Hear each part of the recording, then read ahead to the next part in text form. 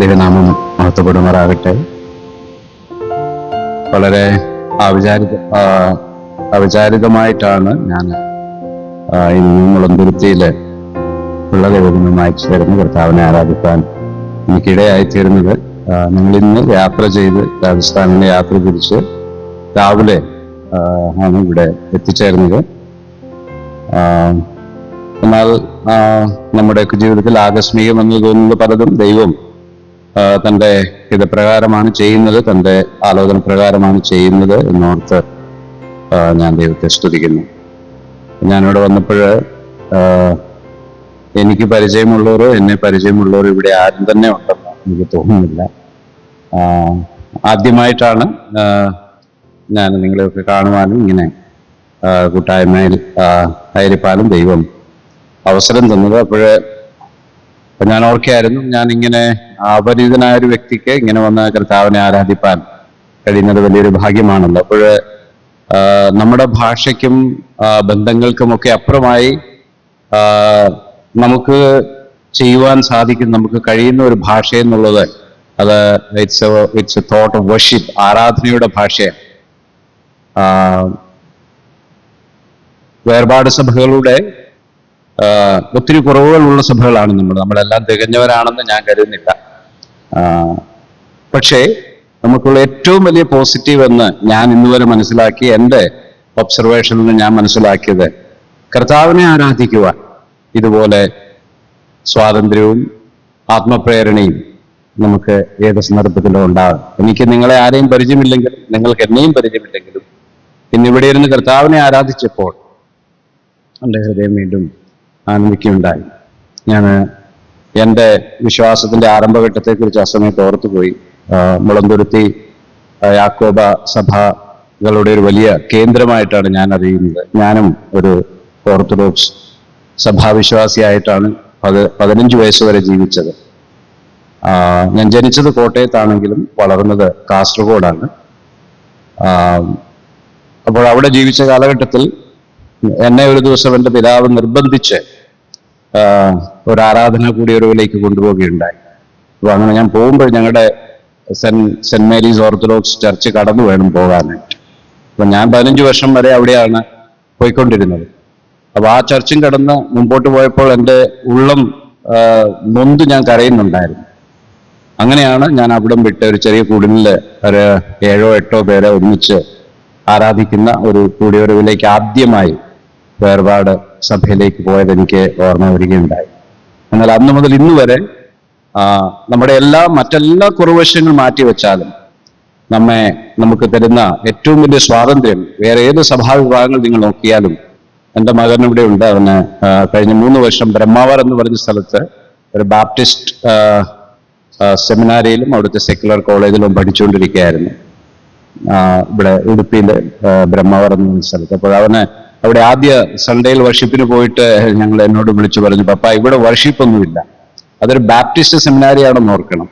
അവൻ പറഞ്ഞു, പപ്പ ഇവിടെ വർഷിപ്പൊന്നുമില്ല, ഇവർ വന്ന് കുറച്ച് പാട്ടൊക്കെ പാടും, പിന്നെ അവർ സാക്ഷ്യം പറയും, അതോടുകൂടെ പിന്നെ ആരെങ്കിലും ഒരു വേർഡ് മിനിസ്റ്റർ ചെയ്യും, അതോടുകൂടി ആരാധന അവിടെ അവസാനിച്ചു. കാരണം അവൻ ചെറുപ്പത്തിലെ സഭയിൽ വരികയും രക്ഷിക്കപ്പെടുകയും സ്നാനപ്പെടുകയൊക്കെ ചെയ്തുകൊണ്ട് കർത്താവിന്റെ ആരാധന എന്താണെന്നുള്ളത് മനസ്സിലാക്കിയ ഒരു സഭാ കൂടിയവരുണ്ടായിരുന്നു. അങ്ങനെ ആ ഒരു ഭാഷ എനിക്ക് മനസ്സിലാക്കുവാനായിട്ട് ഇടയായി. രണ്ടാമത് എനിക്ക് പരിചയമായിട്ട് തോന്നിയത് നിങ്ങൾ പാടിയ പാട്ടാണ്. അത് രണ്ടാമത്തെ പാട്ട് പാടിയപ്പോഴാണ് എനിക്കിവിടെ പരിചയം ഉള്ള വേറൊരു വ്യക്തിയെ ഞാൻ കണ്ടെത്തിയത്. അത് മറ്റാരുമല്ല, ഡാനിയൽ വില്യംസ് അങ്കിളിന്റെ പേരാണ് അവിടെ കണ്ടത്. KDW എന്ന് കണ്ടപ്പോൾ ഞാൻ പെട്ടെന്ന് വില്യംസ് അങ്കിളിനെ ഓർത്തുപോയി. കാരണം ഞങ്ങളുടെയൊക്കെ ഭാഗത്ത് മിനിസ്റ്റർ ചെയ്ത മലബാറിന്റെ ഭാഗത്ത് വളരെയധികം വർഷങ്ങളോളം പ്രത്യേകിച്ച് ഞങ്ങളുടെയൊക്കെ വീട്ടിൽ വരികയും പ്രവർത്തിക്കുകയും ഞാനും അദ്ദേഹവും ഒക്കെ ആയിട്ട് ഒത്തിരി വളരെ അടുത്ത ബന്ധം പുലർത്തി. വടക്കേന്ത്യയിലെ YMEF-ന്റെ പ്രവർത്തനത്തിൽ പലപ്പോഴും ഡാനിയൽ വില്യംസ് അങ്കിൾ വരികയും ആ സമയത്തൊക്കെ ഞാൻ അദ്ദേഹത്തോടൊപ്പം ടീമിൽ വർക്ക് ചെയ്യുകയൊക്കെ ചെയ്തു. ആ പേരാണ് എനിക്ക് വീണ്ടും ഇവിടെ പരിചയമുള്ളതായിട്ട് തോന്നിയ രണ്ടാമത്തെ വിഷയം. മൂന്നാമത് എനിക്ക് ഏറ്റവും സന്തോഷം നൽകിയ വേറൊരു വിഷയം എന്ന് പറയുന്നത് ഹിന്ദി ഭാഷയിൽ आप लोग जब प्रभु को धन्यवाद किया, मेरा मन उमंग आनंद से भर गया कि चलो हमारे भाषा बोलने वाले कोई यहाँ पर भी तो है, प्रभु की स्तुति हो. ഇവരെ ഇവിടെ കണ്ടത് കൊണ്ടപ്പോൾ അവര് ഹിന്ദിയിൽ കർത്താവിനെ സ്തുതിക്കുന്നതോടെ കേട്ടപ്പോൾ ഞാൻ കർത്താവിനെ അധികം സ്തുതിച്ചു. കാരണം ഞാൻ കഴിഞ്ഞ 30 വർഷത്തിലധികമായി മലയാളം ബൈബിൾ ഉപയോഗിക്കാറില്ല. എന്തെങ്കിലും ആവശ്യം വരുമ്പോൾ മാത്രമേ മലയാളം ബൈബിൾ ഉപയോഗിക്കാറ്. ഞാൻ ഹിന്ദിയാണ് എൻ്റെ ഇപ്പോഴത്തെ പ്രൈമറി ലാംഗ്വേജ് എന്ന് പറയുന്നത് ഹിന്ദി തന്നെയാണ്. പിന്നെ ഇംഗ്ലീഷ് ഉപയോഗിക്കേണ്ടി വരുന്നുണ്ട്, അത് ഉപയോഗിക്കാറുണ്ട്. അതുകൊണ്ട് മലയാളം വാക്കുകളൊന്നും ഇപ്പോൾ എനിക്ക് പെട്ടെന്ന് കിട്ടാറില്ല. പക്ഷേ ഹിന്ദിയിൽ ഇപ്പോൾ നിങ്ങൾ എന്തു പറയണമെന്ന് പറഞ്ഞാലും ആര് പ്രസംഗിച്ചാലും ഞാനാണ് വടക്കേ ഇന്ത്യയിൽ പൊതുവെ ഹിന്ദിയിലേക്ക് ജോൺ കുര്യനങ്കിൾ ആയാലും മറ്റാര് വന്നാലും ട്രാൻസ്ലേറ്റ് ചെയ്യാനായിട്ട് കഴിയും. അപ്പോൾ ഹിന്ദി ഭാഷയാണ് ഇന്ന് എൻ്റെ മെയിൻ ഭാഷയായിട്ടിരിക്കുന്നത്. ഞാൻ ഓർപ്പിച്ച പോലെ കഴിഞ്ഞ 30 വർഷമായി 1995 ഞാൻ വടക്കേ ഇന്ത്യയിൽ കർത്താവിന്റെ വേലയ്ക്കായിട്ട് കടന്നു പോയത്. പക്ഷെ ഞാൻ പഠിക്കാൻ പോയത് 89 ഞാൻ +2 കഴിഞ്ഞ് അന്നത്തെ പ്രീ ഡിഗ്രി കഴിഞ്ഞ് 89 ദൈവവചനം പഠിക്കുവാനായി ഞാൻ രാജസ്ഥാനിലെ അൽവറിൽ ആദ്യമായിട്ട് പോയി. അന്നും വില്യംസ് അങ്കിളാണ് ഞങ്ങളെ അൽവറിലേക്ക് പറഞ്ഞു വിട്ടത് ദൈവവചനം പഠിക്കാൻ. ഞങ്ങൾ 3 പേര് അവിടെ പഠിക്കാനായിട്ട് പോയായിരുന്നു. ദൈവവചനം പഠിച്ചു. അതിനുശേഷം ഞാൻ ഏകദേശം 1 വർഷക്കാലം ഉത്തർപ്രദേശിലും വെസ്റ്റ് ബംഗാളിലുമൊക്കെ ആയിട്ട് YME ടീമിനോടൊപ്പം ഗ്രാമങ്ങളിലൂടെ പ്രവർത്തിച്ചുകൊണ്ടിരുന്നു. അങ്ങനെയാണ് ഹിന്ദി ഭാഷ എനിക്ക് പഠിക്കേണ്ടി വന്നത്. കാരണം കേരളത്തിൽ നിന്നാണ് അധികം പേരും ടീമിൽ വരുന്നത്, മലയാളം മാത്രം അറിയാവുന്നവർ. അപ്പം ഈ മൂക്കില്ല രാജ്യത്തെ മുറിമൂക്കൻ രാജാവ് എന്ന് പറഞ്ഞ പോലെ എൻ്റെ ഹിന്ദിയാണ് അന്ന് അവിടുത്തെ വലിയ ഹിന്ദി. അപ്പോൾ ഒരു ദിവസം 10 ഗ്രാമങ്ങളിലൊക്കെ ഞങ്ങൾ പോയാൽ 10 ഞാനായിരിക്കും പ്രസംഗിക്കുന്നത്. അപ്പൊ പലപ്പോഴും വില്യംസ് അങ്കിൾ എൻ്റെ വിഷമം കണ്ടിട്ട് അദ്ദേഹം പറയും, ജയ്മോൻ ഒരു കാര്യം ചെയ്യേ, ഞാൻ ഇംഗ്ലീഷിൽ പ്രസംഗിക്കും, പക്ഷെ അപ്പോഴും ഞാൻ തന്നെയാണ് ഹിന്ദിയിലേക്ക് ട്രാൻസ്ലേറ്റ് ചെയ്യേണ്ടത്. അപ്പോൾ അങ്ങനെ ഈ ലാംഗ്വേജും വടക്കേ ഇന്ത്യയിലെ ഗ്രാമങ്ങളിലൂടെ കടന്നുപോയി, പ്രത്യേകിച്ച് UPയുടെ ഒത്തിരിയധികം ഗ്രാമങ്ങളിൽ പോകാനും പ്രവർത്തിക്കുവാനും ഒക്കെ കർത്താവിനെ ഇടയാക്കി. വടക്കേ ഇന്ത്യക്ക് വേണ്ടിയുള്ള ഒരു താല്പര്യം അങ്ങനെയാണ് എൻ്റെ മനസ്സിലുണ്ടായത്. പിന്നീട് ഞാൻ 3 വർഷം കൂടെ കേരളത്തിൽ വന്ന് പത്തനംതിട്ടയിലെ BBAയിൽ ഞാൻ ദൈവവചനം പഠിച്ചു. അതിനുശേഷമാണ് 95 ഞാൻ രാജസ്ഥാനിലെ അൽവറിലേക്ക് അവിടുത്തെ പ്രവർത്തനങ്ങളിലേക്ക് മടങ്ങിപ്പോയത്. 2000 ഞാൻ വിവാഹിതനായി. എൻ്റെ ഭാര്യയും എനിക്ക് 2 മക്കളുണ്ട്. മോള് അവൾ വർക്ക് ചെയ്യാണ്, അവൾ ആശ ബാംഗ്ലൂരാണ്. മോന് അജയ് ഉണ്ട്, അവന് ഇപ്പോൾ ഡിഗ്രി കഴിഞ്ഞിരിക്കുന്നു. എൻ്റെ സിസ്റ്ററിൻ്റെ ഫാമിലി ഇവിടെ മുളന്തുരുത്തിയിലുള്ളത് കൊണ്ടാണ് ഇവിടെ വരുവാനായിട്ട് ദൈവം അവസരം ഒരുക്കിയത്. അതോർത്ത് ഞാൻ ദൈവത്തെ സ്തുതിക്കുന്നു. മാത്രമല്ല നിങ്ങളെയൊക്കെ കാണുവാനും നിങ്ങളോട് ഒന്നിച്ച് എൻ്റെ കർത്താവിനെ ആരാധിക്കുവാനും ദൈവം തന്ന അവസരത്തെ ഓർത്ത് ഞാൻ ദൈവത്തെ സ്തുതിക്കുന്നു. സഹോദരൻ ഇവിടെ ഓർപ്പിച്ചതുപോലെ ഇത്ര ഉച്ചത്തിലൊക്കെ പാടുവാൻ, ദൈവത്തെ ആരാധിക്കുവാൻ ഇന്ന് വടക്കേ ഇന്ത്യയിൽ സാധ്യമല്ല. ഞങ്ങളൊക്കെ എപ്പോഴും, പ്രത്യേകിച്ച് ഞങ്ങൾ 24 hours ഞങ്ങൾ ഗേറ്റ് ലോക്ക് ചെയ്തിട്ടാണ് അവിടെ ഇരിക്കുന്നത്. അവിടെ ഒരു ബൈബിൾ ഇൻസ്റ്റിറ്റ്യൂട്ട് നടക്കുന്നുണ്ട്.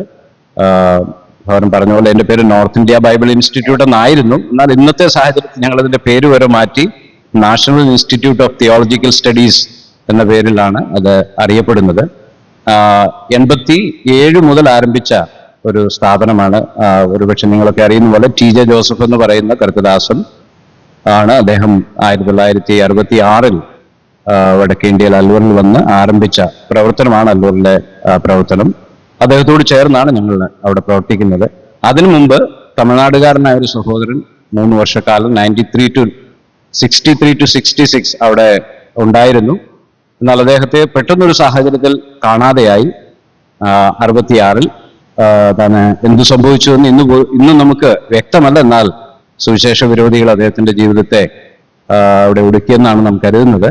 എന്നാൽ 66 ജോസഫ് അങ്കിളിനെ കർത്താവ് ആ പ്രദേശത്തേക്ക് അയച്ചു. അദ്ദേഹം അവിടെ പോകാനും പ്രവർത്തനം ആരംഭിക്കുവാനും കർത്താവ് ഇടയാക്കി. സാധാരണയായിട്ടൊക്കെ നമ്മൾ പറയാറുണ്ട്, the blood of the martyrs is the seed of the church. സഭയുടെ വിത്ത് എന്ന് പറയുന്നത് രക്തസാക്ഷികളുടെ രക്തമാണെന്നാണ്. ഏകദേശം 180ഓളം ദൈവദാസന്മാർ ആ സ്ഥലത്ത് വന്ന് ദൈവവചനം പഠിച്ച് ഇന്ന് ഭാരതത്തിലും നേപ്പാളിലുമായിട്ട് കർത്താവിന്റെ വേല ചെയ്യുന്നുണ്ട്. അവരിൽ പലരും കേരളത്തിലുമുണ്ട്. അതിൽ ഞാനൊരു ആളാണ്. ഒരുപക്ഷെ ബിനു സാമുവൽ എന്നൊക്കെ അറിയപ്പെടുന്ന പത്തനംതിട്ടയിലെ ബിനുവും മറ്റോ ഞങ്ങൾ ഒരുമിച്ച് പഠിച്ച ദൈവദാസന്മാരാണ്. നിങ്ങളിന്ന് ഇങ്ങനെ ഭാരതത്തിലും നേപ്പാളിലുമായിട്ട് അനേകരെ കർത്താവ് പ്രദേശത്തു നിന്ന് ഉപയോഗിക്കുന്നു. ഇപ്പോൾ ഞങ്ങൾക്ക് അവിടെ 40ഓളം സ്റ്റുഡൻസ് അവിടെ പഠിക്കുന്നുണ്ട്. സിസ്റ്റേഴ്സ് ആൻഡ് ബ്രദേഴ്സ്, പെൺകുട്ടികളും ആൺകുട്ടികളും ദൈവവചനം പഠിക്കുന്നു. മാത്രമല്ല അവരെല്ലാം നമ്മളൊക്കെ ഇപ്പോഴത്തെ പ്രശ്നങ്ങളെക്കുറിച്ച് നമ്മളൊക്കെ ഭാരപ്പെടുന്നുണ്ടെന്നുള്ളത് ശരിയാണ്. നിങ്ങളൊക്കെ ഒരുപക്ഷെ ജബ്ബാർ ഖാനും അദ്ദേഹത്തിന്റെ ഭാര്യയ്ക്കും വീരേന്ദ്ര അഹിർവാറിന് വേണ്ടിയൊക്കെ പ്രാർത്ഥിക്കുന്നുണ്ടാവും. കഴിഞ്ഞ 2-3 ആഴ്ചയായി പ്രിയപ്പെട്ടവര് സീഹോറിൽ പ്രവർത്തിക്കുന്ന, ബെന്നിയങ്കിൽ പ്രവർത്തിക്കുന്ന സ്ഥലത്തെ സഹോദരന്മാർ വളരെ പ്രതിസന്ധി നിറഞ്ഞൊരു സമയത്തൂടെ കടന്നു പോവുകയാണ്. ഈ വീരേന്ദ്ര അഹിർവാർ എന്ന് പറയുന്ന സഹോദരൻ പോലീസിലാണ്, ജോലിക്കാരനാണെങ്കിൽ പോലും അദ്ദേഹത്തിന്റെ മേൽ വലിയ സമ്മർദ്ദം ഈ ദിവസങ്ങളിലുണ്ട്. അദ്ദേഹത്തിന് വീട് വാടകയ്ക്ക് സീഹോറിൽ ലഭിച്ചിട്ടില്ല. അദ്ദേഹത്തിന് അതുകൊണ്ട് പുറത്തു പോയിട്ടാണ് ഒരു വീട് വാടകയ്ക്ക് ലഭിച്ചിരിക്കുന്നത്. ഈ ജബ്ബാർ ഖാനും അദ്ദേഹത്തിന്റെ ഭാര്യയുടെയും വീടിന് ഡിമോളിഷന്റെ നോട്ടീസ് അവിടുത്തെ മുനിസിപ്പാലിറ്റിയും തന്നിരിക്കുകയാണ്. ഞാൻ അവിടെയും പറയുകയുണ്ടായി, ആരെങ്കിലും ഞങ്ങളുടെ ഭാഗത്ത് വന്നാൽ പോലും ഇന്ന് നമ്മുടെ ഏത് വീടിനും എന്തെങ്കിലും ഒരു ന്യൂനത സർക്കാരിന് കണ്ടുപിടിക്കാനായിട്ട് പറ്റും. ഒരു നോട്ടീസ് കൊടുത്തത് നശിപ്പിക്കാൻ അവർക്ക് അധിക സമയമൊന്നും വേണ്ട. അപ്പോൾ വളരെ ഭീതികരമായ ഒരു സാഹചര്യം ഇന്ന് ഞങ്ങളുടെ ദേശത്തുണ്ട്. കേരളത്തിലും അധികം താമസിക്കാതെ ഉണ്ടാകുമെന്നത് നിങ്ങൾക്ക് യാതൊരു സംശയവും വേണ്ട. കാരണം നമ്മുടെ ആൾക്കാരൊക്കെ അതിനുവേണ്ടിയാണ് ഇവിടെയും ആഗ്രഹിച്ചുകൊണ്ടിരിക്കുന്നുള്ളത് നമ്മുടെ രാഷ്ട്രീയ സാഹചര്യം നമുക്ക് മനസ്സിലാക്കാൻ കഴിയും. എന്നാൽ ഒരു സത്യമുണ്ട്. പുറപ്പാട് പുസ്തകം 1-ാം അധ്യായത്തിൽ ഇസ്രായേൽ ജനത്തെക്കുറിച്ച് നാം ഇങ്ങനെ വായിക്കുന്നുണ്ട്. അവരെ ഫറവോൻ എത്രയധികം പീഡിപ്പിച്ചോ അത്രയധികം അവരെ വർദ്ധിച്ചു എന്നുള്ളത്, അത് it's A truth, it's A spiritual truth. ഇതൊരു ആത്മിക സത്യമാണ്.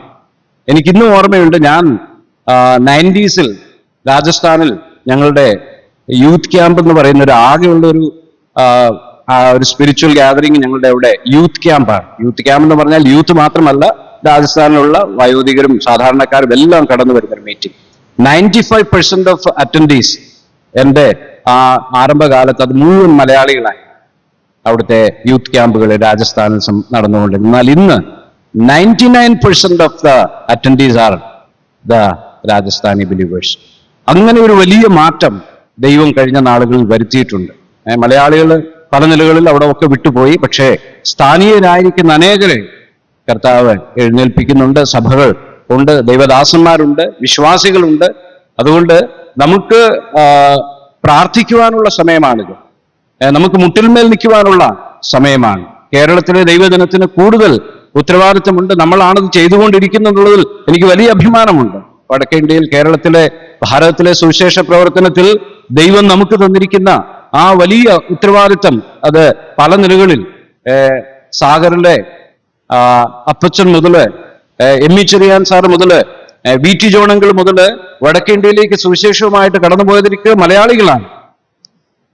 അങ്ങനെ ഒരു വലിയ സമൂഹം പോയിക്കൊണ്ടിരുന്നു. എന്നാൽ 2000 ആണ്ടോടുകൂടെ അത് അവസാനിച്ചു. പുതിയ സുവിശേഷകന്മാരൊന്നും കേരളത്തിൽ നിന്ന് ഇപ്പോൾ വടക്കേ ഇന്ത്യയിലേക്ക് വരുന്നില്ല. വരാൻ പറ്റുന്ന ഒരു സാഹചര്യം ഒരുപക്ഷെ അല്ലായിരിക്കാം. എന്നാൽ സാമ്പത്തികമായും അല്ലാതെയും ഒക്കെ പോകുവാനും പ്രവർത്തിക്കുവാനും ഒക്കെ ദൈവജനത്തെ, മലയാളികളെ ദൈവം ഒരുക്കുന്നുണ്ട് എന്നുള്ളത് ഓർത്ത് നമുക്ക് ദൈവത്തെ സ്തുതിക്കാം. എന്നാൽ നമ്മുടെ ഉത്തരവാദിത്വം അതുകൊണ്ട് മാത്രം കഴിയുന്നില്ല. നമുക്ക് മുട്ടിന്മേൽ നിൽക്കുവാൻ, സഭകളായിട്ട് പ്രാർത്ഥിക്കുവാൻ, കൂടുതൽ പ്രാർത്ഥിക്കുവാനുള്ള അവസരമാണ് നമുക്ക് ദൈവം തരുന്നത് എന്ന് നാം മറന്നു പോകരുത്. എന്റെ വിഷയം അതല്ലെങ്കിൽ പോലും നമ്മുടെ ഏറ്റവും ശുഷ്കമായ കൂടിവരവുകൾ എന്ന് പറയുന്നത് ഏതു സഭയിൽ എടുത്തു നോക്കിയാലും പ്രാർത്ഥനാ കൂടിവരവുകളാണ്. ഞായറാഴ്ചയൊക്കെ മിക്കവാറും ചെയറുകളിലൊക്കെ നിറച്ച് ആളുണ്ടാകും. ഇനി ബൈബിൾ സ്റ്റഡിക്കാണെങ്കിൽ കുറച്ചുകൂടിയൊക്കെ പേര് വരും. എന്നാൽ ഒരു പ്രെയർ മീറ്റിംഗ് എന്ന് വെച്ച് നോക്കുക, സിംപ്ലി ഒരു പ്രെയർ മീറ്റിംഗ്, ഏറ്റവും കുറച്ച് സംഖ്യയുള്ള നമ്മുടെ പൊതു മീറ്റിങ്ങുകളാണ് പ്രാർത്ഥന മീറ്റിങ്ങുകൾ എന്ന് പറയുന്നത്. എന്നാൽ പ്രിയമുള്ളവർ, ഈ ദിവസങ്ങളിൽ നമുക്ക് കൂടുതൽ പ്രാർത്ഥിക്കുവാൻ ദൈവം അവസരം തരുന്നുണ്ട്. നമ്മുടെ ദേശത്തിന് വേണ്ടി, നമ്മുടെ ഭരണാധിപന്മാർക്ക് വേണ്ടി, നമ്മുടെ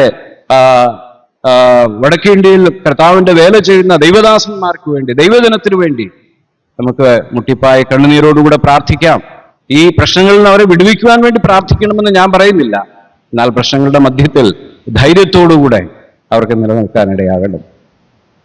ജബ്ബാർ ഖാൻ സഹോദരനും അദ്ദേഹത്തിന്റെ ഭാര്യയും ഒക്കെ എത്രയോ ദിവസങ്ങളായി ജയിലിലാണ്. അദ്ദേഹത്തിന്റെ ഒരു മകൻ ജോഷുവ ഖാനുണ്ട്. അവരുടെ വീടിന്റെ ഡിമോളിഷന്റെ നോട്ടീസുണ്ട്. അവരുടെ സാഹചര്യം നമുക്ക് ഊഹിക്കാവുന്നതേ ഉള്ളൂ. പക്ഷേ നമുക്ക് പ്രാർത്ഥനയിൽ ദൈവസന്നിധി സംബന്ധിച്ച് എഴുതാൻ ദൈവം നമ്മെ സഹായിക്കട്ടെ. നമുക്ക് ദൈവവചന ധ്യാനത്തിനായിട്ട് വെളിപ്പാട് പുസ്തകത്തിൽ നിന്ന് ചില വെളിപ്പാട് പുസ്തകം എന്ന് കേൾക്കുമ്പോൾ ഞാൻ പ്രയോജനപരമായ കാര്യങ്ങളൊന്നും സംസാരിക്കുവാനായിട്ട് ഞാൻ ഒരുങ്ങിയല്ല. വളരെ പ്രായോഗികമായ ഒന്ന് രണ്ട് കാര്യങ്ങൾ നമുക്കിവിടെ ഒന്ന് ചിന്തിക്കാം. കഴിഞ്ഞ ദിവസം വായിച്ച ഒരു ലേഖനവും എൻ്റെ ചില ചിന്തകളോട് ചേർത്ത് ചില കാര്യങ്ങൾ നിങ്ങളോട് ഷെയർ ചെയ്യാമെന്നാണ് ഞാൻ കർത്താവിൽ ആഗ്രഹിക്കുന്നത്. നിങ്ങൾ പറഞ്ഞ പോലെ ഞാൻ കഴിഞ്ഞ 30-ലധികം വർഷമായ ദൈവവചനം പഠിപ്പിക്കുകയും കൂടെ ചെയ്യുന്നുണ്ട്. അതുകൊണ്ട് ഈ ഒരു നെഗറ്റീവ് ഉള്ളത് ഈ ചോദ്യങ്ങൾ അറിയാതെ ചോദിച്ചു പോകും. അത് ആരെയും ക്വസ്റ്റ്യൻ ചെയ്യാനോ അല്ലെങ്കിൽ നിങ്ങൾ എത്രമാത്രം അറിവുള്ളവരാണെന്നോ ഒന്ന് അറിയാൻ വേണ്ടിയിട്ടല്ല, ഇതൊരു പ്രാക്ടീസായി തീർന്നത് കൊണ്ട് അങ്ങനെ ചോദിച്ചു പോകുന്നതാണ്. പുതിയ നിയമത്തിൽ നമുക്ക് ലേഖനങ്ങൾ എത്രയുണ്ടെന്നുള്ളത് നമുക്കെല്ലാം അറിയാമെന്ന് ഞാൻ കരുതുന്നു. എത്ര ലേഖനങ്ങളാണുള്ളത്? How many letters we have in the New Testament? Sunday സ്കൂളിലുള്ളവർക്ക് പറയാം ആദ്യം, ഫസ്റ്റ് ചാൻസ്. എത്ര ലേഖനങ്ങളുണ്ട് പുതിയ നിയമത്തിൽ? നിങ്ങൾ പറഞ്ഞില്ലെങ്കിൽ അപ്പച്ചന്മാരൊക്കെ പറയും കേട്ടോ. How many letters സൗരിമാരെ പുതിയ നിയമത്തില്? റോമാലേഖനം മുതൽ യഹൂദയുടെ ലേഖനം വരെ ഉള്ളതിനെ ലേഖനങ്ങൾ എന്നാണ് പറയുന്നത്, ലെറ്റേഴ്സ് എന്നാണ് നമ്മൾ പറയുന്നത്. അത് എല്ലാം കൂടെ ചേർത്താൽ എത്ര എണ്ണം കാണും? ഒരു 10-21 എണ്ണമുണ്ട്. There are 21 letters എന്നാണ് നമ്മൾ പൊതുവെ പറയുന്നത്. പക്ഷേ പുതിയ നിയമത്തിൽ 21 ലേഖനങ്ങളല്ലുള്ളത്. പുതിയ നിയമത്തിൽ 28 ലേഖനങ്ങൾ നമുക്ക് കാണാനായിട്ട് പറ്റും. There are 28 letters in the New Testament. അതിൽ 7 എണ്ണം നാം കാണുന്നത് വെളിപ്പാട് പുസ്തകത്തിലാണെന്നേ ഉള്ളൂ. വെളിപ്പാട് പുസ്തകം 2-3 അധ്യായങ്ങളിലായിട്ട് there are 7 letters written to 7 churches. 7 സഭകൾക്കുള്ള 7 ലേഖനങ്ങളുടെ നമുക്ക് വെളിപ്പാട് പുസ്തകത്തിലും വായിക്കുവാനായിട്ട് കഴിയുന്നുണ്ട്. ഇത് എനിക്ക് തോന്നുന്നു നമ്മളെല്ലാം കർത്താവിന്റെ ദാസന്മാരൊക്കെ ഇവിടെ വളരെ പരിണിതജ്ഞരായിരിക്കുന്നവരുണ്ട്. കേരളത്തിലുള്ള ദൈവജനത്തിന്റെ കുറവ് ഒട്ടുമുള്ളവരല്ല. അതുകൊണ്ട് ഈ ഭാഗങ്ങളൊക്കെ അധികം വായിക്കുവാനും കേൾക്കുവാനും പഠിക്കുവാനും ഒക്കെ അവസരം ലഭിച്ചവരാണ് എന്നുള്ളതാണ് ഞാൻ മനസ്സിലാക്കുന്നത്. പക്ഷേ ഈ ലേഖനങ്ങളിലൊക്കെ ആവർത്തിച്ച് പറയുന്ന ചില കാര്യങ്ങളുണ്ട്. ഒരു കാര്യം നമുക്കറിയാം, എല്ലാ ഈ ലേഖനങ്ങളിന്റെയും അവസാന ഭാഗത്തേക്ക് വരുമ്പോൾ വ്യക്തമായിട്ടൊരു ഓർമ്മപ്പെടുത്തൽ ഇവിടെ നടത്തുന്നുണ്ടല്ലോ. അതിന്റെ 2-ാം അധ്യായത്തിന്റെ 7-ാം വാക്യത്തിൽ മുതൽ പിന്നീടുള്ള എല്ലാ ലേഖനങ്ങളിലും നാം ഇത് വായിക്കുന്നുണ്ട്. കേൾപ്പാൻ ചെവിയുള്ളവൻ കേൾക്കട്ടെ. ആത്മാവ് സഭകളോട് എന്ത് പറയുന്നു എന്നുള്ളത് കേൾപ്പാൻ ചെവിയുള്ളവൻ കേൾക്കട്ടെ. As the Spirit says to the churches, let him hear who has ear. കേൾപ്പാൻ ചെവിയുള്ള ഒരു സമൂഹമായി ദൈവസഭയുണ്ടാകണമെന്ന് ദൈവം ആഗ്രഹിക്കുന്നതാണ്. 2, ദൈവത്തിന്റെ ആത്മാവ് സഭകളോട് സംസാരിക്കുന്നുമുണ്ട്. The Spirit speaks. സഭകളോട് കർത്താവിന്റെ ആത്മാവ് സംസാരിക്കുന്നു എന്നുള്ളത് ഈ 7 ലേഖനങ്ങളിലും 7 തവണ ദൈവത്തിന്റെ ആത്മാവ് വെളിപ്പാട് പുസ്തകത്തില് രേഖപ്പെടുത്തിയിട്ടുണ്ട്. ദൈവത്തിന്റെ ആത്മാവ് സംസാരിക്കുന്നു, ദൈവത്തിന്റെ ആത്മാവ് സഭകളോട് സംസാരിച്ചുകൊണ്ടിരിക്കുന്നു. നിങ്ങളൊക്കെ യുഗപരമായ പഠനമൊക്കെ നടത്തുന്നവരാണെങ്കിൽ പോലും ഞാൻ ഇങ്ങനെ പറഞ്ഞു പോകട്ടെ, ഞാൻ മനസ്സിലാക്കുന്നത് ഇത് എല്ലാ കാലഘട്ടത്തിലും ദൈവത്തിന്റെ ആത്മാവ് സഭകളോട് സംസാരിക്കുന്നുണ്ട് എന്നുള്ളത് തന്നെയാണ്. അത് അന്ന് മാത്രമല്ല, ഇന്ന് 21-ാം നൂറ്റാണ്ടിൽ ജീവിക്കുന്ന നമ്മളോടും ദൈവത്തിന്റെ ആത്മാവ് ഇന്നും സംസാരിക്കുന്നു എന്നുള്ളത് ഒരു സത്യമാണ്. ആ 7 സഭകളോട് ദൈവാത്മാവ് സംസാരിക്കുന്നുണ്ടെങ്കിൽ തീർച്ചയായും എന്നോടും നിങ്ങളോടും ദൈവത്തിന്റെ ആത്മാവ് സംസാരിക്കുന്നു എന്നുള്ളത് മനസ്സിലാക്കണം. ഫിലിപ്പ് ലേഖനം എഴുതുമ്പോൾ പൗലോസ് അപ്പോസ്തലൻ ഫിലിപ്പ്യരെ അഭിസംബോധന പറയുന്നത്, സഭയെക്കുറിച്ച് പറയുന്നത്, അധ്യക്ഷന്മാരും ശുശ്രൂഷകന്മാരും വിശുദ്ധന്മാരും അടങ്ങിയ ഒരു സംഘമെന്നാണ് ഒരു സ്ഥലസഭയെക്കുറിച്ച് വിശേഷിപ്പിച്ചിരിക്കുന്നത്. ഒരു സ്ഥലസഭ എന്ന് പറയുന്നത് ഇതാണ്. Local church means there are bishops, there are deacons and saints. ഈ 3 വിഭാഗങ്ങളാണ് ഒരു സ്ഥലസഭയിൽ ഉണ്ടാകേണ്ടത്. അധ്യക്ഷന്മാരുണ്ട്, ശുശ്രൂഷകന്മാരുണ്ട്, വിശുദ്ധന്മാരുണ്ട്. എനിക്ക് തോന്നുന്നു ഇവിടെയും അങ്ങനെയൊക്കെ തന്നെയാണെന്നാണ് ഞാൻ മനസ്സിലാക്കുന്നത്. നമ്മുടെയൊക്കെ സഭകളിൽ സാധാരണ കണ്ടുവരുന്ന ഒരു പ്രാക്ടീസാണ്. കാരണം നാം ദൈവവചന പ്രകാരം നാം പ്രാക്ടീസ് ചെയ്യുന്നുണ്ട്. നമുക്ക് ഇവിടെ അധ്യക്ഷന്മാരുണ്ട്, ശുശ്രൂഷകന്മാരുണ്ട്, ശുശ്രൂഷകന്മാരാണെന്ന് തോന്നുന്നു, ഡീക്കൻസ് അല്ലെ, ശുശ്രൂഷകന്മാരുണ്ട്, 3 വിശുദ്ധന്മാരുണ്ട്. ആത്മാവ് സഭകളോട് സംസാരിക്കുന്നുണ്ട്. അപ്പോൾ ആർക്കാണ് ഉത്തരവാദിത്വമുള്ളത്? സഭകളോട് ദൈവം പറയുന്നത് കേൾക്കുവാൻ, സഭകൾക്ക് ദൈവത്തിന്റെ ആത്മാവിന്റെ ദൂതിനെ പ്രാപിച്ചു നൽകുവാൻ ദൈവം തെരഞ്ഞെടുത്ത ശുശ്രൂഷകന്മാർ, അധ്യക്ഷന്മാർ സ്ഥലസഭകളിൽ ഉണ്ടാകേണ്ടത് വളരെ ആവശ്യമാണ്. സ്പിരിച്വൽ ലീഡർഷിപ്പ്, ഒരു ആത്മിക നേതൃത്വം നമുക്ക് സഭകളിൽ ഉണ്ടാകണം.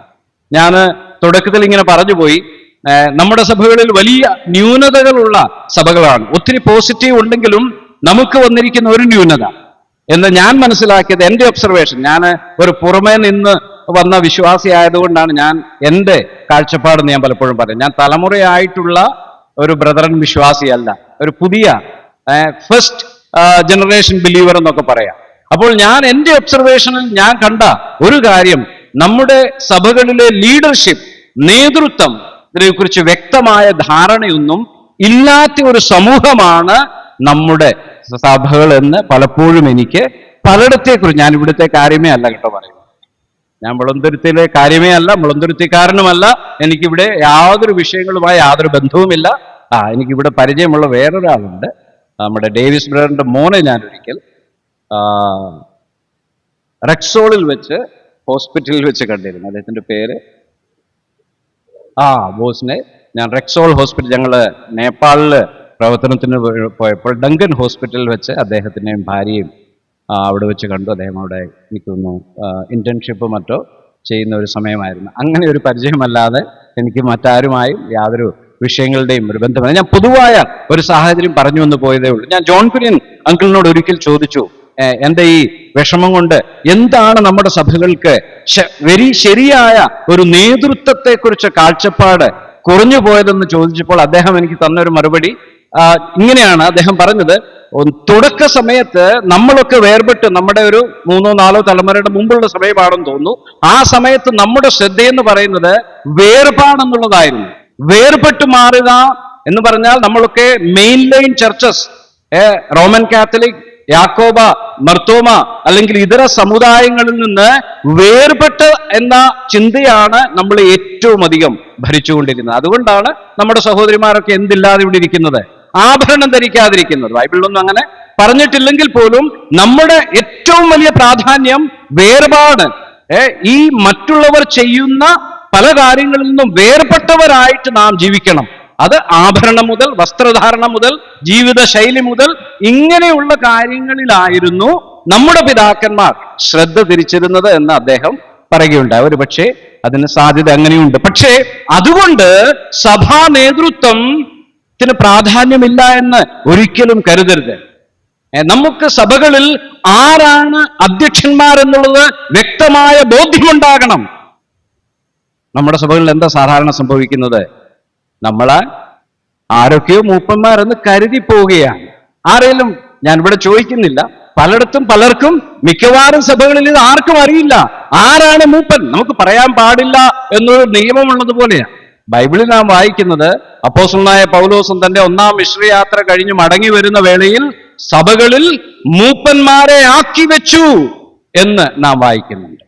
മൂപ്പന്മാരെ ആക്കി വെച്ചു, appointed elders in every church. ബഹുവചനമൊക്കെ ഉണ്ട്, ആ കാര്യം നാം പറയാറുമുണ്ട്. പക്ഷേ ആക്കി വെക്കുന്ന കാര്യം, സഭയുടെ മുമ്പിൽ അവരെ പരിചയപ്പെടുത്തുന്ന കാര്യം, അവർക്ക് കീഴ്പ്പെടുന്ന കാര്യം, അവർ പറയുന്ന കാര്യങ്ങളെ അംഗീകരിക്കുന്ന കാര്യം, ഇതിനൊന്നും പലപ്പോഴും വ്യക്തതയില്ലാത്ത ഒരു സമൂഹമായിട്ട് നാം പലപ്പോഴും തീരാറുണ്ട്. പക്ഷേ വ്യക്തമായ ആത്മീക നേതൃത്വം സഭകൾക്കുണ്ടാകണം. കാരണം ആത്മാവ് സഭകളോട് പറയുകയാണ്, ആത്മാവിന് സംസാരിക്കുവാനുണ്ട്. ഒരു ആത്മീക നേതൃത്വമില്ലെങ്കിൽ എവിടെയാണ് ആത്മാവ് പറയുന്നത് കേൾക്കുവാൻ കഴിയുന്നത്? ഞാൻ ഇവിടുത്തെ കാര്യമല്ല ഞാൻ പറഞ്ഞു വരുന്നത്, പൊതു സാഹചര്യമാണ് ഞാൻ പറയുന്നത്. നമുക്ക് വ്യക്തമായ ഒരു നേതൃത്വം സഭകൾക്ക് ഉണ്ടെങ്കിൽ ആത്മാവ് സഭകളോട് പറയുന്നത് അവരിലൂടെ സഭകൾക്ക് ലഭിക്കുവാനായിട്ട് കഴിയും. അതല്ലല്ലോ എൻ്റെ വിഷയം, അതല്ല. ഈ ആത്മാവ് സഭകളോട് ചെയ്യണം, ആത്മാവ് സഭകളോട് പറയുന്നത് ശ്രദ്ധിക്കണമെന്ന് പറയുമ്പോൾ തന്നെ വീണ്ടും ഒരു കാര്യം കൂടെ വ്യക്തമായി സഭകളോട് പറയുന്നുണ്ട്. എന്താണെന്നറിയാമോ? ആവർത്തിച്ച് 2-ാം അധ്യായത്തിന്റെ 5-ാം വാക്യം, 16-ാം വാക്യം, 21-ാം വാക്യം, 22-ാം വാക്യം, 3-ാം അധ്യായത്തിന്റെ 3-ാം വാക്യം, 19-ാം വാക്യം, ഈ വാക്യങ്ങളിലൊക്കെ ആത്മാവ് സഭകളോട് അന്ന് ചെയ്യുവാൻ പറഞ്ഞൊരു കാര്യം പറയുന്നുണ്ട്. അതെന്താണെന്നറിയാമോ? മാനസാന്തരപ്പെടുവിൻ, റിപ്പന്റ്, മാനസാന്തരപ്പെടണം. കുമ്പസാരത്തെക്കുറിച്ച് ഒരുപക്ഷെ നിങ്ങളോട് പറയേണ്ട ആവശ്യം കാണില്ല. കുമ്പസാരത്തിന്റെ കേന്ദ്രമാണല്ലോ ഇത്. കുമ്പസാരിക്കുന്ന ഒരു വലിയ സമൂഹമുള്ള ഒരു സ്ഥലമാണ്. ഈ കുമ്പസാരം അറിയത്തില്ലെങ്കിൽ പറയാം, അത് വർഷത്തിലൊക്കെ ഒരിക്കൽ അല്ലെങ്കിൽ ഏതെങ്കിലും പ്രത്യേക സന്ദർഭത്തിൽ സമുദായ സഭകളിൽ നടക്കുന്ന ഒരു കാര്യപരിപാടിയാണ്. എവിടെയാണ് നടക്കുന്നത്? അത് പുരോഹിതന്റെ അടുത്ത് പോയി കഴിഞ്ഞ ഒരു വർഷക്കാലത്തെ അല്ലെങ്കിൽ വിവാഹം നടക്കുവാൻ പോകുന്ന ആ സമയത്തൊക്കെ പോയി ചെന്ന് പറയുന്ന ഒരു കാര്യമാണ്. എങ്ങനെയാണ് ഞാൻ ഇതുവരെയൊക്കെ ജീവിച്ചത് എന്ന് പറയുന്ന ഒരു കുമ്പസാരം എന്ന് മെയിൻ ലൈൻ ചർച്ചസിൽ ഒരു പ്രാക്ടീസ് ഉണ്ട്. പക്ഷേ ദൈവകൃപയാൽ നമുക്കതും വേണ്ട, അതുമില്ല. പക്ഷേ ദൈവവചനം എന്താ പറയുന്നത്? ദൈവവചനം പറയുന്നത് നിരന്തരമായ മാനസാന്തരത്തിന്റെ അനുഭവം ദൈവജനത്തിന് ഉണ്ടാകേണ്ട ആവശ്യമുണ്ട്. മാനസാന്തരമുള്ള ഒരു ജീവിതം, മാനസാന്തരമുള്ള ഒരു സമൂഹമായി എനിക്കും നിങ്ങൾക്കും തീരണം. ബ്രദറുകാർക്ക് മാനസാന്തരപ്പെടേണ്ട ആവശ്യമുണ്ടോ? Is there any need? क्या हम लोगों को भी मन फिराने की आवश्यकता है क्या? ദൈവവചനത്തിൽ അങ്ങനെ പറയുന്നുണ്ടോ? മാനസാന്തരപ്പെടണം. നമുക്ക് മാനസാന്തരം, രക്ഷിക്കപ്പെടാത്ത കുഞ്ഞുങ്ങളൊക്കെ ഉണ്ടെങ്കിൽ അവർ മാനസാന്തരപ്പെടണം, അല്ലേ? അവർക്ക് മാനസാന്തരപ്പെട്ട് രക്ഷിക്കപ്പെട്ട് സ്നാനപ്പെടണം. അല്ലാതെ മുതിർന്നവരായിരിക്കുന്ന നമുക്ക് വല്ലതും മാനസാന്തരത്തിന്റെ ആവശ്യമുണ്ടോ? നമുക്ക് ഒരു പരിചിതമായ വേദഭാവം കൂടെ വായിക്കാം. 1 യോഹന്നാൻ 1-ാം അധ്യായം, 1 John chapter 1, അതിന്റെ 9-ാം വാക്യം കൂടെ വായിക്കാം.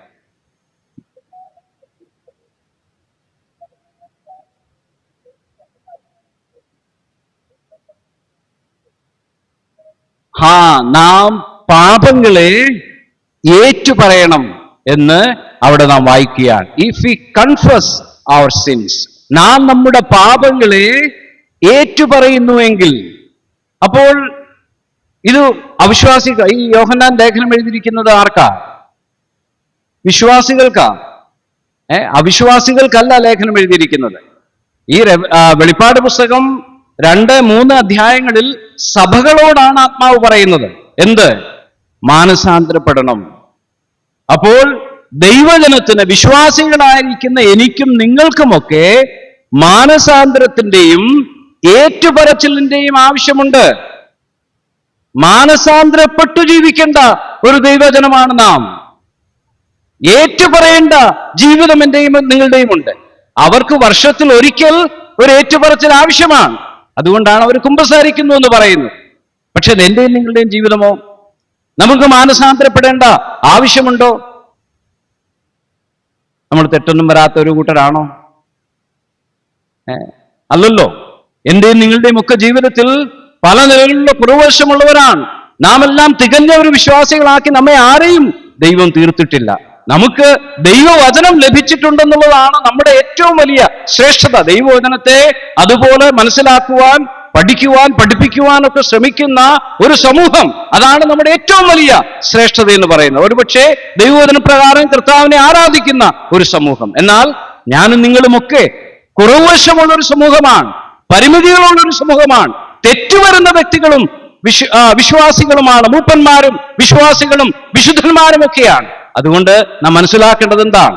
ദൈവവചനം കർത്താവ് പറയുന്നത് പോലെ എന്റെയും നിങ്ങളുടെയും ഒക്കെ ജീവിതത്തിൽ മാനസാന്തരത്തിന്റെ ആവശ്യമുണ്ട്. ഈ ഒരു സഭയോട് കർത്താവ് ഇവിടെ പറയുന്നത് 2-ാം അധ്യായം, വെളിപ്പാട് പുസ്തകത്തിലേക്കാണ് നമ്മൾ മടങ്ങി വരുന്നത്.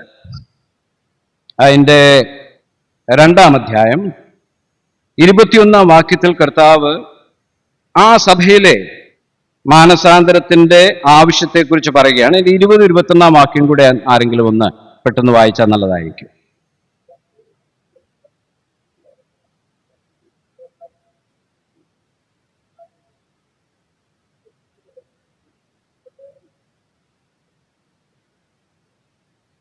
ഈ ത്വയഥൈര സഭയുടെ ഒരു കുറ്റത്തെക്കുറിച്ച് കർത്താവ് അവരെ ബോധ്യപ്പെടുത്തുന്നു. ഇനി 21 വാക്യം കൂടെ വായിക്കാം.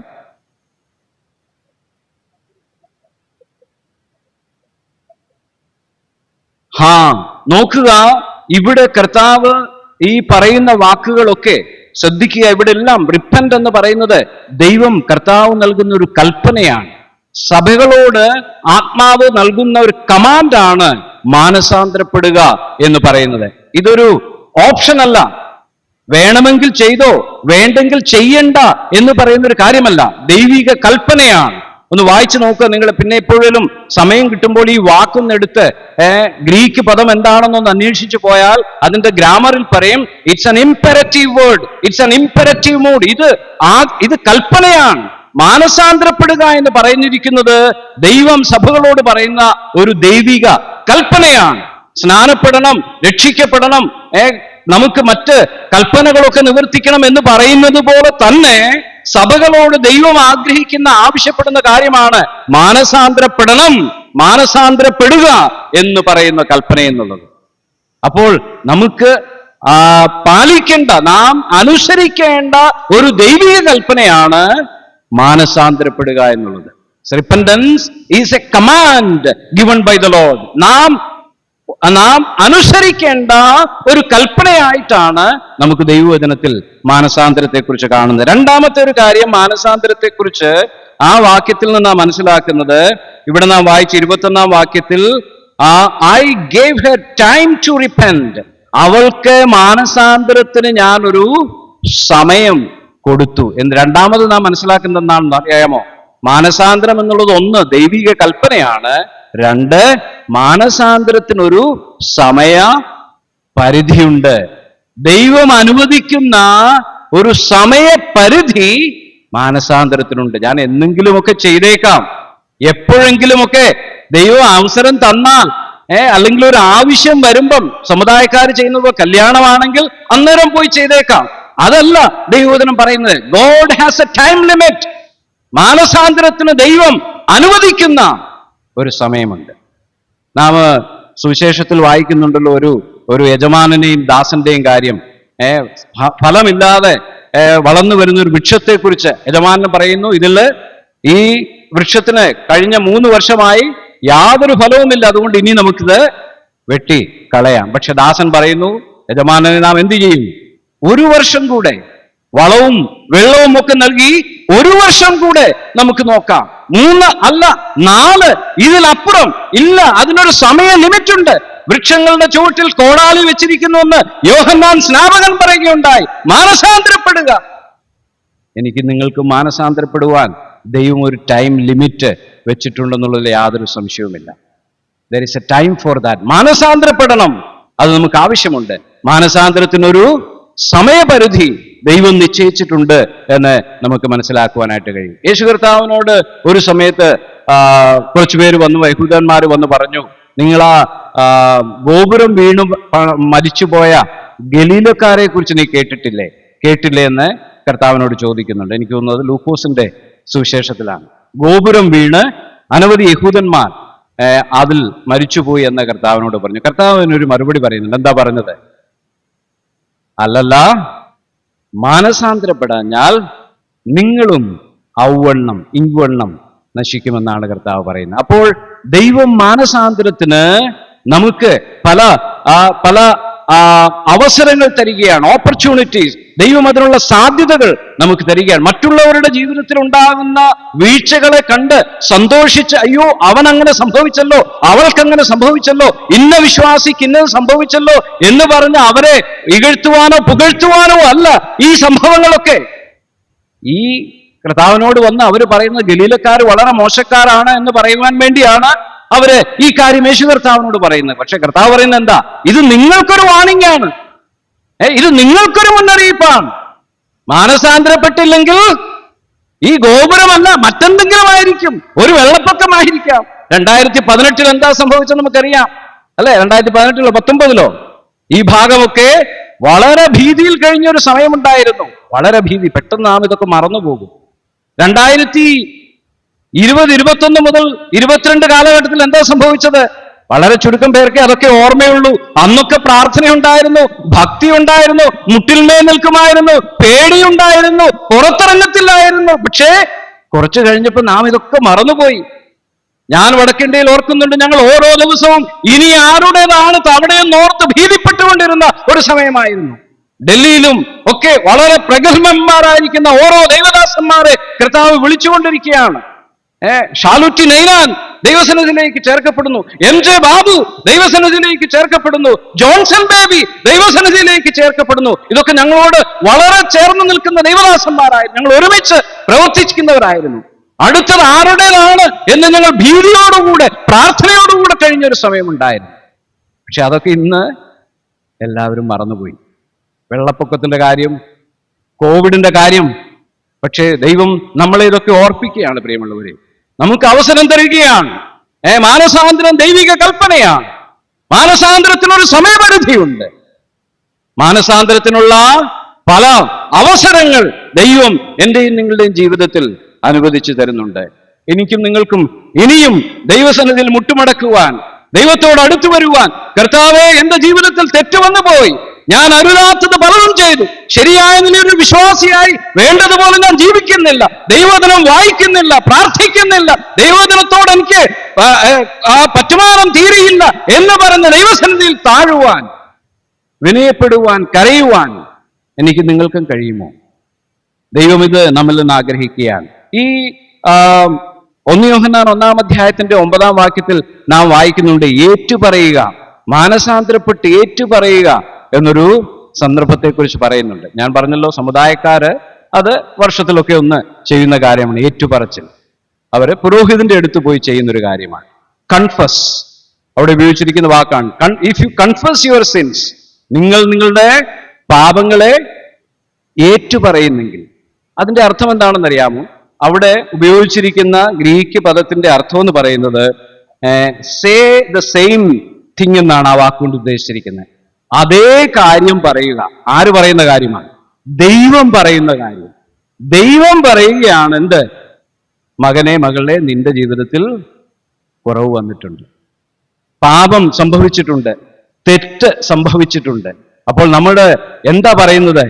അതേ കർത്താവേ, ആമേൻ, കർത്താവേ ശരിയാണ്, അവിടുന്ന് പറഞ്ഞതുപോലെ എൻ്റെ ജീവിതത്തിൽ തെറ്റ് വന്നിട്ടുണ്ട്, എൻ്റെ ജീവിതത്തിൽ കുറവശം വന്നിട്ടുണ്ട്, അവിടുന്ന് പറഞ്ഞത് ശരിയാണ് കർത്താവേ, നീ പറഞ്ഞത് ശരിയാണ്, ഞാൻ അംഗീകരിക്കുന്നു എന്നാണ് ഏറ്റുപറയുക എന്ന വാക്കിന്റെ അർത്ഥം. ഞാൻ പലപ്പോഴും പറയാറുള്ളതാണ്, ശൗലും ദാവീദും ഇസ്രയേലിന്റെ രാജാക്കന്മാരായിരുന്നു, അല്ലെ? ശൗല് ഇസ്രയേലിന്റെ ആദ്യത്തെ രാജാവാണ്. ദാവീദോ ദൈവത്തിന്റെ ഹൃദയപ്രകാരമുള്ള ഒരു മനുഷ്യൻ. പക്ഷേ നാം എന്താ മനസ്സിലാക്കുന്നത്? ശൗലും പാപം ചെയ്തു, ദാവീദും പാപം ചെയ്തു. ശൗല് പാപം ചെയ്തതിന് ശൗലിന്റെയും ദാവീദിന്റെയും പാപത്തെ നമ്മുടെ അളവ് പോലും വെച്ച് മാനുഷികമായ നിലയിൽ ഒന്ന് അളന്നു നോക്കിയാൽ കൂടുതൽ പാപം ആരാ ചെയ്തത്? വലിയ പാപം ആരാ ചെയ്തത്? ദാവീദാണ് ചെയ്തത്. എത്ര കൽപ്പനകളാണെന്ന് ദാവീദ് ലംഘിച്ചെന്നറിയാമോ? ഏതൊക്കെ കൽപ്പനകൾ ലംഘിച്ചു? ഈ 7, 8, 9, 10 ഈ കൽപ്പനകളെല്ലാം വ്യഭിചാരം ചെയ്യുക, കൊല ചെയ്യരുത്, കള്ളസാക്ഷ്യം പറയരുത്, മോഹിക്കരുത്, ഈ പറയുന്ന 4 കൽപ്പനകൾ ഒരുപോലെ ലംഘിച്ച മനുഷ്യനാണ് ദാവീദ്. പക്ഷേ ശൗലിന്റെ പാപം ഈ ഗണത്തിലൊന്നും അധികം വരുന്നില്ല. ശൗലിന്റെ പാപം ഏതാ? അനുസരണക്കേടെന്ന ഒരു പാപമേ ഉള്ളൂ. വലിയ പാപമൊന്നും ശൗലിന്റെ ഘട്ടത്തിൽ വരുന്നില്ല. അവൻ അനുസരിച്ചില്ല, ശമൂവേലിന് വേണ്ടി കാത്തിരുന്നില്ല, യാഗം കഴിച്ചുപോയി, ഇതൊക്കെ ഉള്ളൂ. പക്ഷെ സംഭവിച്ചെന്താണെന്നറിയാമോ? ശൗല് 2 വർഷമേ ഇസ്രയേലിന് ദൈവഹിതപ്രകാരം രാജാവായിരുന്നിട്ടുള്ളൂ. ദാവീദോ 40 വർഷം.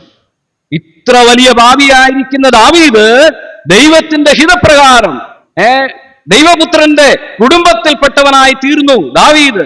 എന്നാൽ പാപം കുറച്ചു ചെയ്ത, നമ്മുടെ കണക്കിൽ പാപം കുറച്ചു ചെയ്ത ശൗലോ 2 വർഷം കൊണ്ട് ആ രാജസ്ഥാനത്തിൽ നിന്ന് മാറ്റപ്പെട്ടു. കാരണം എന്താ?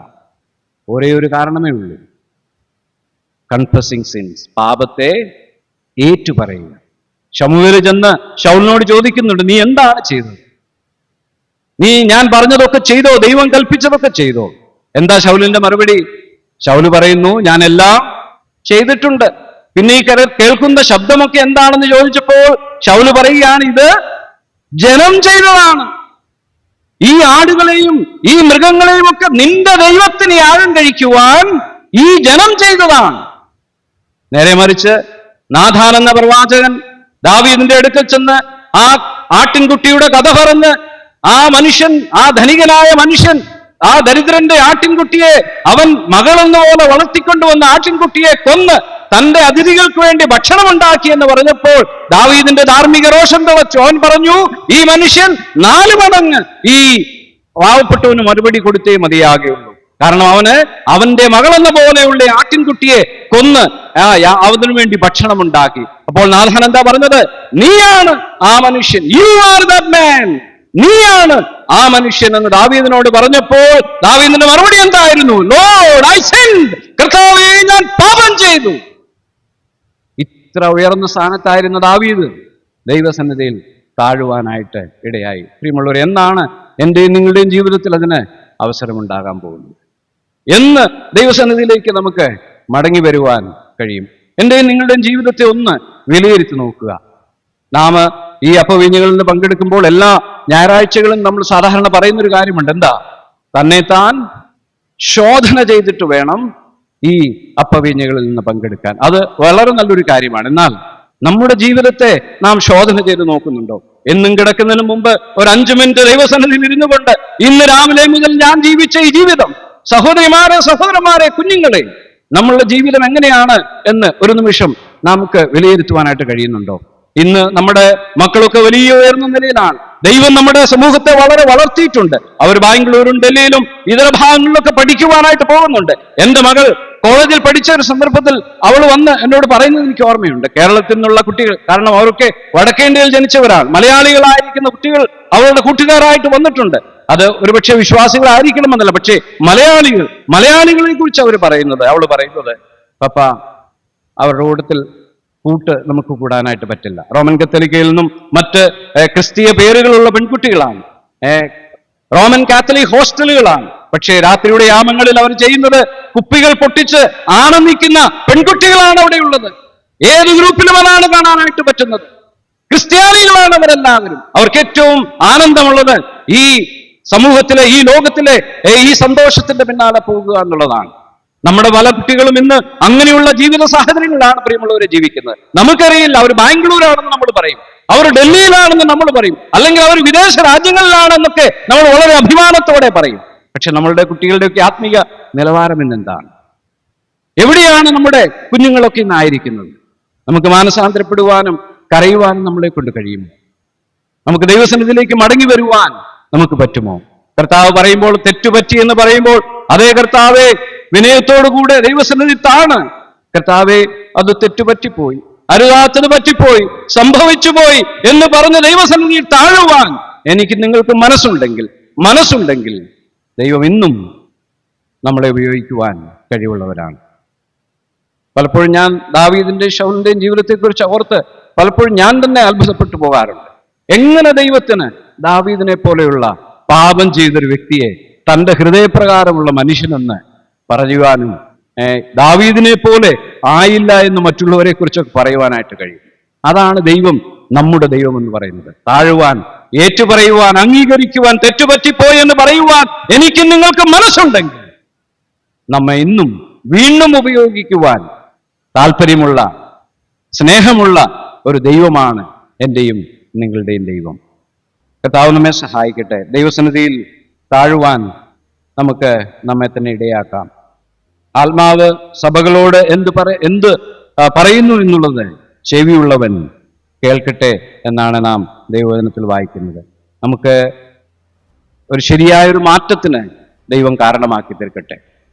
നിങ്ങൾ സഭാചരിത്രം ഒന്ന് പഠിച്ചു നോക്കുക, അല്ലെങ്കിൽ 16-ാം നൂറ്റാണ്ട് മുതലുള്ള നവീകരണ സഭയുടെ ചരിത്രമൊന്ന് പഠിച്ചു നോക്കുക. എന്നൊക്കെ സഭകളിൽ ഉണർവുണ്ടായിട്ടുണ്ടോ അന്നൊക്കെ മാനസാന്തരവും ഏറ്റുപറച്ചിലുകളും ഉണ്ടായിട്ടുണ്ട്. പബ്ലിക്കായിട്ട് ദൈവജനം മുട്ടുമടക്കി, തെരുവുകളിൽ നിന്നുകൊണ്ട് കണ്ണുനീരോടുകൂടെ മുട്ടുമടക്കി ഉയർന്ന ശബ്ദത്തിൽ നിലവിളിച്ച് കരയുന്ന എത്രയോ സംഭവങ്ങൾ നിങ്ങൾക്ക് സഭാചരിത്രത്തിൽ വായിക്കുവാനായിട്ട് കഴിയും. അന്നൊക്കെ സഭകളിലൊക്കെ വലിയ ഉണർവും ഉണ്ടായിട്ടുണ്ട്. ഇന്ന് എനിക്ക് നിങ്ങൾക്കും നമ്മുടെ സമൂഹത്തിനും ഏറ്റവും ആവശ്യമായിരിക്കുന്നത് ഒരാത്മീയ ഉണർവാണ്. അതിൻ്റെ ആരംഭം എന്നുള്ളത് ഏറ്റുപറച്ചിലും മാനസാന്തരത്തിലൂടെയാണ്. അത് നമ്മളിൽ നിന്ന് ആരംഭിക്കട്ടെ, എന്നിൽ നിന്ന്, ഞാനെന്ന് പറയുന്ന വ്യക്തിയിൽ നിന്ന് ആരംഭിക്കട്ടെ, നമ്മുടെ ഭവനത്തിൽ നിന്ന് ആരംഭിക്കട്ടെ, നമ്മുടെ സഭയിൽ നിന്ന് ആരംഭിക്കട്ടെ. അത് ഈ ദേശം മുഴുവൻ വ്യാപരിക്കുവാൻ ഇടയാകട്ടെ. ദൈവം പ്രവർത്തിക്കുവാൻ കാരണമായി തീരട്ടെ. ഇങ്ങനൊരു അവസരം തന്ന സഭയോടും ഇങ്ങനെ കർത്താവിനെ ആരാധിക്കുവാൻ സാവകാശം തന്ന പ്രിയപ്പെട്ടവരുള്ള നന്ദിയും സ്നേഹവും അറിയിച്ചുകൊണ്ട് എൻ്റെ വാക്കുകളെ ഞാൻ നിർത്തുന്നു. ദൈവനാമം മഹത്വപ്പെടുമാറാകട്ടെ.